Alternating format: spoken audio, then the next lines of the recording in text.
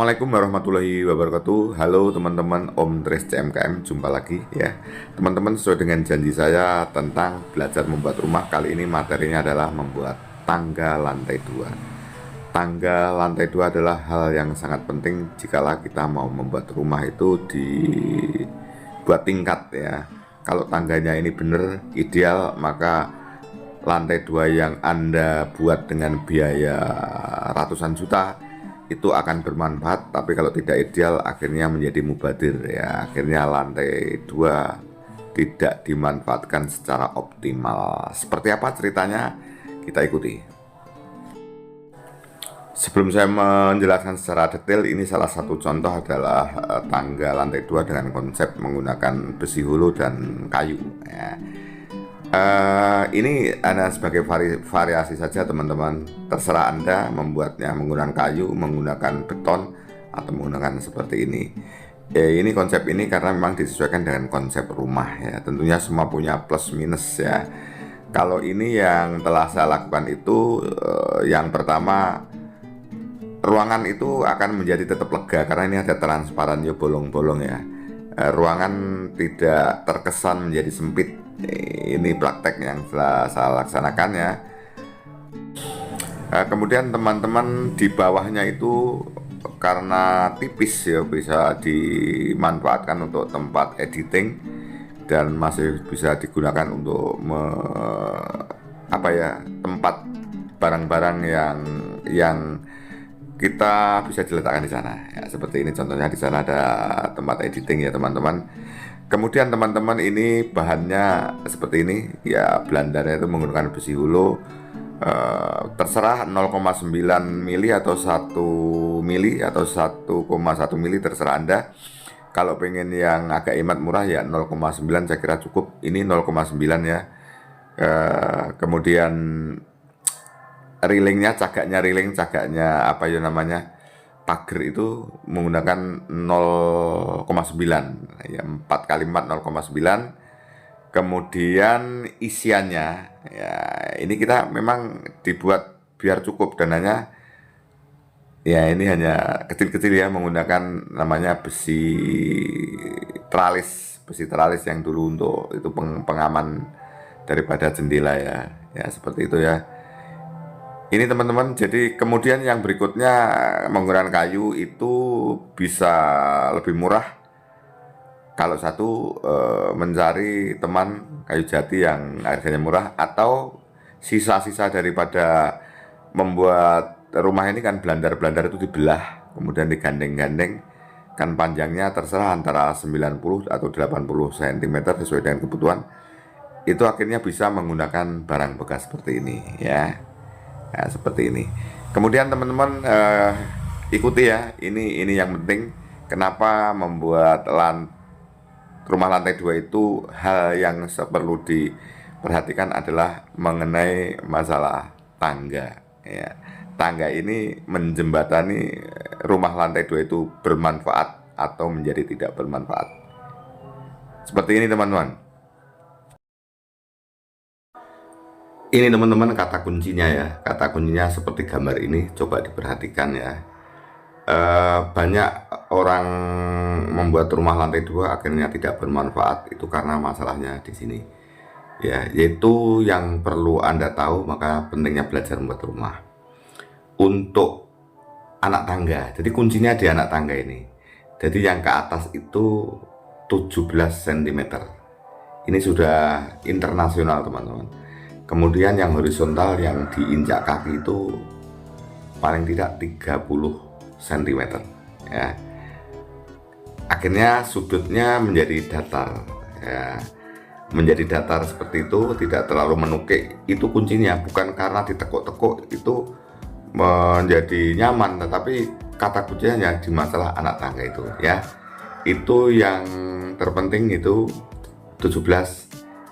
Dan yang horizontal, yang mendatar, yang diinjak kaki itu adalah 30 cm ya. Kemudian untuk mendapatkan seperti itu apa? Ya itu Anda harus minta, Pak, anak tangga saya nanti harus saya minta ini. Biasanya yang sering terjadi itu dikala membuat rumah lantai 2 dibuat dulu, anak tangga tidak direncanakan. Membuat tangganya harus direncanakan. Jadi nanti kalau membuat lantai 2, tangganya di mana? Cukup enggak lokasinya? Seperti itu ya teman-teman. Ini kita lanjut kemudian seperti ini teman-teman, untuk mendapatkan 17 dan 30 itu seperti apa. Misalnya ini ya, jadi ductnya itu ukurannya tingginya kan 340. Kalau butuh anak tangga 17 berarti 340 dibagi 17 menjadi 20 anak tangga. Jadi tinggi 3 meter 40 dengan anak tangga ketinggian 17 cm berarti butuh anak tangga sebanyak 20 gitu ya Fik ya. Nah, kemudian setelah ketemu berarti bentangannya ya. Bentangannya seperti apa? Bentangannya itu panjangnya anak tangga itu ya. Panjangnya tangga itu, karena tadi yang horizontal 30 cm berarti 20 kali 30 cm ada 600 cm atau 6 meter ya. Berarti tangga saya butuh bentangan 6 meter. Oke, seperti itu ya teman-teman ya. Perhatikan teman-teman, berarti kan butuh 6 meter. Ini ruangan ini panjangnya 6 meter. Bukan masalah ditekuk-tekuk itu menjadi landai, tetapi landai itu ditentukan dari tingginya anak tangga tadi. Ini sebenarnya kalau kita tekuk-tekuk, diluruskan itu cukup tetap landai. Jadi landai itu bukan karena ditekuk-tekuk, tetapi karena tinggi anak tangga tadi seperti itu membentuk sudut ya. Akhirnya kita sesuaikan bagaimana ya biar tetap tempatnya tidak habis dengan konsep 17 kali 30 tadi. Akhirnya jadinya seperti ini teman-teman, jadinya seperti ini ya. Jadinya seperti ini ya. Oke, jadinya akhirnya seperti ini ya. Setelah ketemu jumlah anak tangganya berapa, bentangannya berapa, tolong minta Pak Tukang untuk digambar di tembok. Jangan sampai salah. Karena kalau salah satu tangga itu 20 atau 21 tangga itu rusak teman-teman. Karena rusak nanti akibatnya direkayasa tangga itu menjadi tidak sama tingginya. Kasusnya seperti itu. Karena ceroboh akhirnya ditata, ada yang 17, ada yang 20, ada yang 21. Itu berbahaya ya. Itu berbahaya apalagi bagi si pengguna yang sudah usia lansia. Kalau naik sih gak apa-apa, tapi kalau turun, jadi misalnya 17 tahu-tahu turun jelek 21, itu bisa kaki cedera ya. Bisa kaki cedera kalau tidak konsentrasi. Makanya pentingnya seperti itu ya. Ya, digambar ya. Jadi digambar dulu di tembok. Oh betul sudah fix ya, digambar di tembok betul sudah fix. Akhirnya dieksekusi. Kemudian bagaimana kalau ternyata terlalu kepanjangan, memakan ruang tamu, tempat kursi misalnya. Karena ini ditekuk-tekuk ada namanya tikungan, itu namanya bordes teman-teman. Ada namanya bordes. Kalau rumah itu rumah besar, ruangannya panjang, no problem, dibuat lurus tidak masalah. Contohnya seperti ini. Oke, perhatikan teman-teman, ini mulai naik langsung saya buat nikung ya. Ada satu pijakan yang menghadap ke sini. Itu kalau dibablaskan ke sana, kursi itu akan tidak punya tempat ya. Kursi itu tidak akan punya tempat. Akhirnya ditekuk ke sini dan dilihat karena di sini masih ada tembok luas, akhirnya akan ruangan masih menjadi lega. Kemudian bordes itu. Jadi di kala nikung itu kan biasanya bordesnya utuh gitu loh. Tidak masalah kalau tempatnya longgar. Nah, sekarang ini bordes itu dibagi menjadi 3 teman-teman. Ya, bisa 2, bisa 3 sesuai dengan kebutuhan. Gimana Om Ters kok seperti ini ya? Ini kita bagi menjadi 3. Seperti itu ya. Akhirnya tidak memanjang ke sana ya gitu loh. Jadi ditekuk-tekuk itu hanya untuk biar tidak menghabiskan ruang ya. Jadi ruang untuk tamu ada kursi itu tidak habis. Kalau itu kita panjangkan ke sana, itu menjadi habis. Jadi kalau memang lokasinya kurang, bisa bordes itu ada dua ya, dibuat menjadi tiga, satu, dua, tiga. Kemudian kalau tempatnya cukup, bisa menjadi dua. Seperti contoh di salah satu rumah saya yang saya buat, ini bordesnya hanya dua. Karena apa? Karena tinggi temboknya tidak setinggi yang tadi, cukup dua. Jadi dibagi dua. Biasanya kan tanpa dibagi ya, seperti itu teman-teman ya, paham ya. Akhirnya itulah bahwa bisa akhirnya ruang tamu untuk kursi itu menjadi tetap lega. Ini ditekuk, bordesnya dibagi, ada menjadi tiga, ada menjadi dua. Akhirnya oke, akhirnya jadilah ya seperti itu. Akhirnya terciptalah sebuah tangga yang ideal untuk naik ke lantai 2 dengan sudut yang landai ya. Sehingga dulu ada yang mengatakan karena kita sudah tua tidak ingin membuat rumah lantai 2, padahal sebenarnya ruangan rumah yang kecil harus ke lantai 2. Tapi ada teman saya yang datang, saya suruh mencoba, akhirnya loh kok kita naik turun biasa aja. Yaitu kemarin kan di rumah anak saya kok saya malas naik turun ya, apa karena tidak ditekuk-tekuk. Masalahnya bukan ditekuk-tekuk, kuncinya adalah di tinggi anak tangga dan yang horizontal yang diinjak kaki tadi teman-teman ya. Kenapa teman-teman kok harus 17 ya? Kalau di kantor malah tidak 17 teman-teman, di kantor itu tingginya malah 15. Jadi kalau tinggi 17 kemudian yang diinjak kaki 30 tadi, kalau di kantor malah 15 dan diinjak kaki lebih, karena di kantor intensitas naik turun kan lebih banyak ya. Itu akhirnya kita belum banyak menggunakan tenaga ya, kita belum banyak menggunakan tenaga. Kalau tingginya misalnya 20, kemudian apalagi injakan kakinya adalah hanya 20, akhirnya jinjit dan kita banyak menggunakan tenaga, apalagi yang lebih daripada itu. Oke.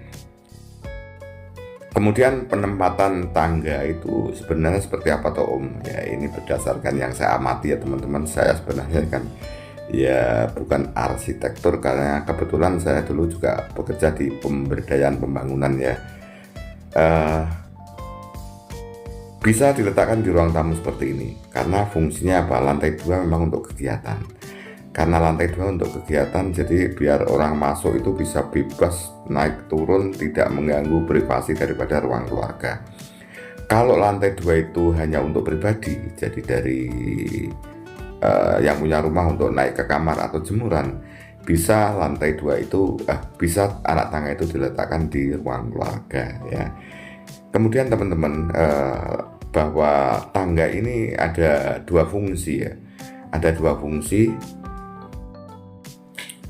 Fungsi yang pertama yang jelas tekan untuk naik turun ya, dibuat yang seideal mungkin seperti tadi. Kemudian fungsi kedua juga menjadi aksesoris, menjadi hiasan.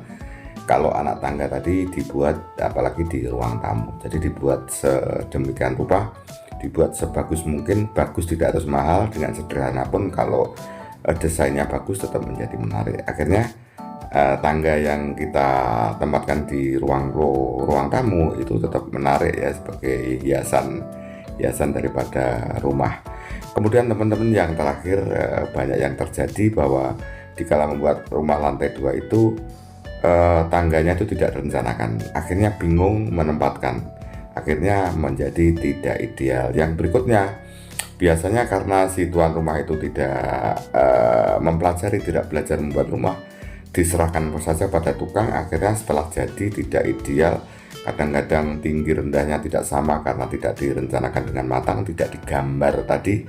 Kemudian tingginya terlalu ekstrim, akhirnya ya banyak yang kecewa. Akhirnya kalau ditanyakan pada tukangnya, gimana toh Pak kok seperti ini? Alah enggak apa-apa ini. Akhirnya seperti itu. Enggak apa-apa ini sudah biasa Bu. Ya, tukangnya pulang, yang punya rumah ya mamang akhirnya kecewa. Kemudian ada yang dibiarkan saja, akhirnya menjadi lantai 2-nya tidak bermanfaat, hanya untuk tempat burung seriti. Ada yang akhirnya terpaksa harus didedel, harus dibongkar karena tidak nyaman kan. lantai 2-nya mahal ya, ratusan juta hanya gara-gara ini. Kemarin di teman saya akhirnya kebetulan rumahnya belum jadi. Ini saya suruh bongkar saja, karena bongkar itu habis dana sekitar 2 juta sampai 3 jutaan, karena bandingannya dengan lantai 2 ratusan juta. Setelah itu dibongkar, karena itu cor beton ya, besinya bisa dimanfaatkan kembali, kemudian kita tata, akhirnya menjadi ideal. Kalau ideal itu selain nyaman juga tidak membahayakan teman-teman. Kalau memang ditikung ini juga bagusnya itu ya tidak makan tempat. Kemudian misalnya terjadi insiden kepleset, itu tidak langsung turun ke bawah gitu loh. Seperti ini ya teman-teman ya. Oke teman-teman, itu yang bisa saya sampaikan seperti ini. Seperti dikala katanya menggunakan konsep menggunakan kayu dan besi hulu ini bisa dihemat, yaitu satu, kalau syukur besinya bisa besi sisa ya, kayunya kayu sisa digandeng-gandeng, jadi satu tangga itu kayunya bisa 2 kayu dibuat menjadi 1, bahkan bisa menjadi 3 kayu digandeng menjadi 1, kemudian dipotong-potong. Panjangnya bisa 90, kalau ruangannya sempit 80 cm juga cukup, tetapi untuk lebarnya seperti tadi 30 cm. Kemudian yang berikutnya diatur sedemikian rupa lubangnya harus lebar di atas teman-teman. Lubang di atas itu seperti kemarin saya katakan bahwa sekaligus menjadi void, akhirnya ruang lantai atas dan nanti bawah ada komunikasi, tidak terisolir. Anak-anak yang mau tidur di atas menjadi tidak takut karena merasa bahwa rumah itu satu ya, rumah itu adalah satu. Kemudian ada beberapa tragedi yang terjadi karena tidak direncanakan, akhirnya ruangan atas itu dihabiskan. Dikala naik mau ke lantai 2 itu kepala harus menunduk. Banyak itu rumah-rumah sekarang yang salah konsep, di atas harus menunduk karena kepala natap dek ya, natap dek. Ada yang dibiarkan saja, kemudian ada yang terpaksa harus dipotong karena membahayakan ya. Mosok membuat rumah lantai 2 sekarang akan naik ke lantai 2 saja harus kepala natap kepada dek lantai 2. Itulah teman-teman ya yang bisa saya sampaikan. Ini pengalaman saya, tentunya mudah-mudahan walaupun ini sederhana, tidak detail amat, bisa bermanfaat, bisa membantu teman-teman subscriber saya yang kebetulan masih usaha membuat rumah. Hati-hati dikala membuat rumah lantai 2, tangga ini penting, rencanakanlah dulu. Kemudian seperti tadi, butuhnya anak tangga tinggi sekian, dan setelah itu tukangnya untuk menggambar, harus digambar dulu ya. Maksudnya digambar itu digambar di tembok teman-teman, digambar di tembok ya, seperti tangga itu.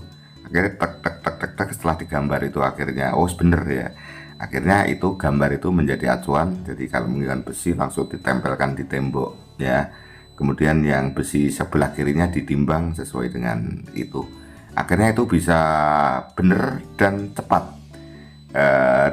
Pengerjaan bisa cepat daripada sing tukangnya harus ngarang-ngarang, karena banyak sekali orang bisa membuat anak tangga tapi tidak jeli amat. Akhirnya setelah jadi ya tidak apa-apa pak, itu sudah bagus. Nah, gitu aja tukangnya ya.